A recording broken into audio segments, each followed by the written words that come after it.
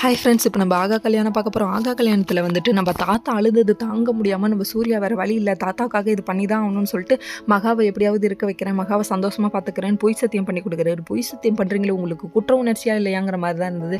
கடைசியில் வேறு வழி இல்லையே, பண்ணி தான் ஆகணும்னு பண்ணிட்டு வந்துட்டாரு. நம்ம மகாவை ஹாலுக்கு கூட்டிகிட்டு வந்து நம்ம தாத்தா சொன்னோன்னே சரின்னு சொல்லிட்டு மகாவை கூப்பிட போகிறாரு.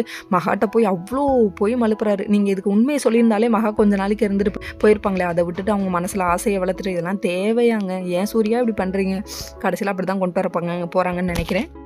இவர் பேசுகிறதெல்லாம் நம்பாதீங்கோங்கிற மாதிரி தான் இருந்தது. ஏன்னா இவர் பேசுகிறது எல்லாமே பொய்யா இருக்குது. அதுக்கப்புறம் ஒரு வழியாக மகாவை சமாதானம் பண்ணி கைப்பிடிச்செல்லாம் கூப்பிட்டுறாரு. நம்ம மகா இதில் வேற கவுந்துட்டாங்க. இன்னொரு பக்கம் என் பையன் எதுலேயும் அசர மாட்டான்னு சொல்லி சவால் விட்டுருந்தது ராஜலட்சுமிக்கு ஒரு பயங்கர ஷாக் ஆயிடுச்சுங்க.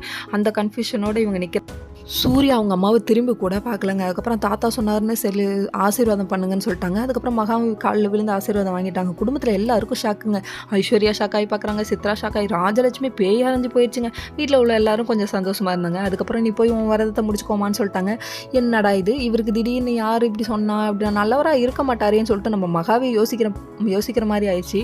அவர் என்ன தான் பண்ணாலும் உண்மையை கண்டுபிடிக்க முடியாது. ஏன்னா அவர் யார்ட்டையுமே உண்மையை சொல்ல மாட்டாங்க. இன்னொரு பக்கம் ராஜலட்சுமி இந்த குழப்பத்திலே நடந்துட்டு இருக்கும்போது சித்ரா இதை யூஸ் பண்ணிக்கிறாங்க. உள்ளே வந்து உங்கள் பையன் இது மாதிரி உங்கள் பையனே மயக்கிட்டா அப்படி இப்படின்னு சொல்கிறாங்க. இவங்க சொல்கிறதுக்கெலாம் ஆமான்னு தலையாட்டுறாங்க. கொஞ்சம் கூடவா யோசிக்க மாட்டேங்க ராஜலட்சுமி. அதுக்கப்புறம் சித்ரா வந்துட்டு இதுக்கப்புறம் நான் உன்னை தூங்கவே விட மாட்டேன் பாருன்னு சொல்லிட்டு மைண்ட் வாய்ஸ் வேறு. இதுதான் ஒரு வில்லத்தனத்துக்கு அழகா. ஓகே ஃப்ரெண்ட்ஸ், நெக்ஸ்ட் வீடியோவில் பார்ப்போம். பாய்.